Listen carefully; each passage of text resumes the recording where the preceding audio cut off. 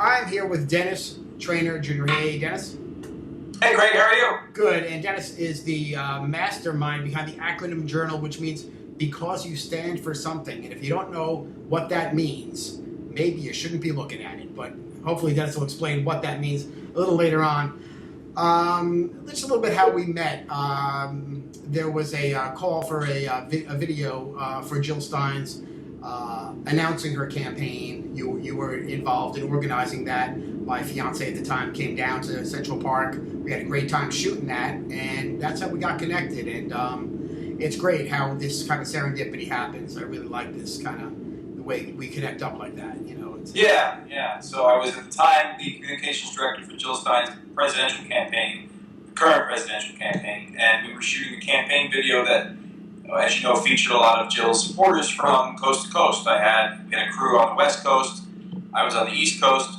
We actually shot Jill's primary footage in Denver, Colorado, and then spliced it all together to make Jill's campaign launch video. I was the communication comm director for Jill for much of 2015, but then returned to, as an ally in building power outside the two-party system, my work as an independent media maker at, like you said, the accronymjournal.com. Yeah. And now that was preceded by Acronym TV, because when we met, I knew I had seen you before, and it turned out that I had seen your broadcast before, which was a video broadcast, or kind of a web, what do we call these things now? A video podcast, or I don't even know what the terminology is. Well, it was a TV show that lived. We had distribution through Free Speech TV Network, which broadcasts Democracy Now! And Ring of Fire, radio, and all that stuff. So we had a TV platform, but we also, I think, to be honest with you, most of the eyeballs came from the internet.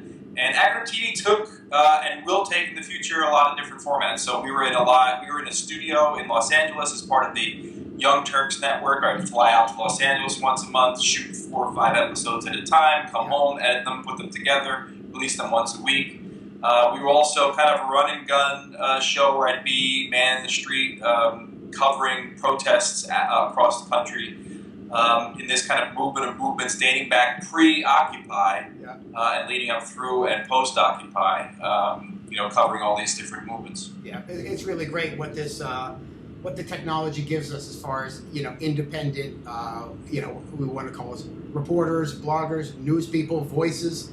I started doing it myself in the early 90s when it was a print thing. I had to teach myself how to do desktop publishing and put out a publication, and but still, I mean, it's come a long way, and at the same time, it's got to become really crowded as well. So while the technology's there for us to kind of sort of compete on that, they say it creates a level playing field.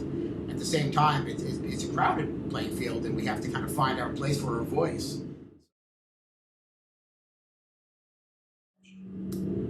So you have an effort to kind of raise some money to take your acronym to the next level. And why don't you talk a little bit about that? Because I'm sure there are people interested in what you're doing and how people can help. Sure. So some people might be familiar with me behind a big fancy desk in what is obviously a professional TV studio. If they're familiar with that version of Acronym TV, that took place in Los Angeles in collaboration with the Young Turks. My YouTube channel is part of the Young Turks multi-channel network. The funding for that came from 2 sources. One, a gift from the Young Turks to use their studio for free, which was great on the one hand. On the other hand, it was in Los Angeles, so I had to fly to Los Angeles, stay there for a week, and hire my own staff. So what I did, as I explained briefly in the beginning of your show, for most of 2014, was do that every month. And that would cost a couple of $1,000s to fly there, stay there, and get the crew paid. Yeah. I have now, I'm based on in the Northeast, I have now an opportunity to have a free TV space in the YouTube space in New York. It's a brand new television studio space down in Chelsea Market, state of the art, with all the lights, all the TV, all the audio, all the gear, and the space that I would need to produce my TV show on an ongoing basis. And again, all I would have to do is pay for the labor for the producer and the camera operators and such, and all the other odds and ends that go into running a production day smoothly. So, we'll give you the link so you can put it in your video description, or people can go to acronymjournal.com and click donate at the top there in the menu bar, and then find out more information about the campaign. we're shooting episodes beginning at the end of May at the YouTube Space New York, and I have a modest crowd rise campaign of $15,000 to fund basically 3 full production days and of shooting 4 to 5 episodes per day. So 12 plus episodes for the $15,000 and the crew that we pay there. So if people want to support independent media, that is giving rise to voices outside the two-party system in a way that's sometimes creative, it cuts through the crap, it tells the truth, it can make you laugh once in a while. Acronym TV, because you stand for something, is the way to do that. Right. Now, I know on your audio podcast, some of your guests recently have been Abby Martin, who formerly of RT Channel. I don't know if people have seen Abby, but she's become a bit of a hero on the left as a voice. You had Green Party candidate Jill Stein. Are these the kind of voices that you're going to have on your TV broadcast? Yeah. In addition, I have 2 podcasts going right now. One is called the Acronym Podcast, which is just a continuation. The other is called Below the Fold, which is specifically about the intersectionality between arts and culture and social justice and politics. So our last guest for there was W. Kamau Bell, who's a comedian who has a new CNN docuseries airing right after Anthony Bourdain's show. Kamau's show is called The United Shades of America. He also just dropped a new Showtime special. He's a political comedian. So, yeah, in addition to the guests you mentioned, like Jill Stein, we're having Shama Sawant on the podcast later this week. Lee Camp is going to be on the podcast tomorrow.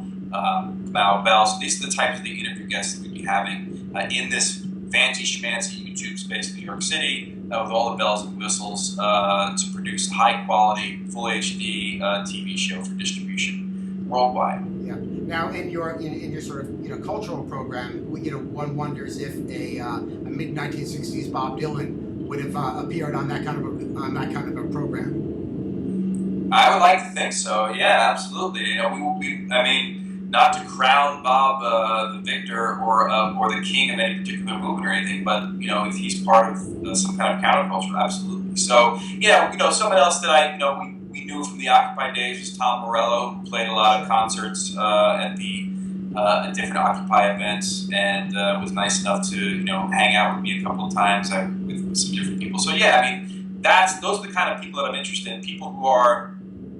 I mean, my background originally is in theater. I was an actor in New York in the late '90s and had an off-Broadway theater company.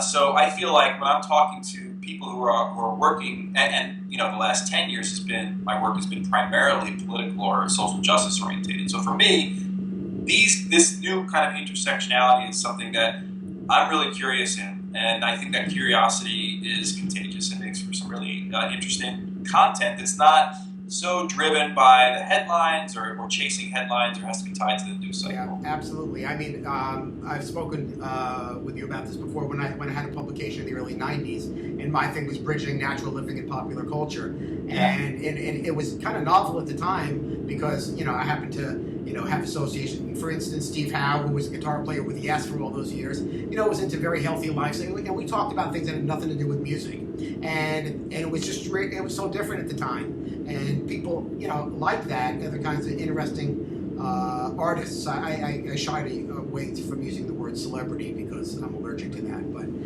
But people who are doing things in the arts and with the arts actually making a difference, and that's always been interesting to me. The people who are actually working outside that spectrum and doing it in this sort of very creative anarchist way. So I get that that's what you're doing on your secondary broadcast. Right. Great. Well, I will make sure that people know about what's happening with you, how they can find out more. I think it's great, and need to rock on with it all. And we all need to rock on with it all. So.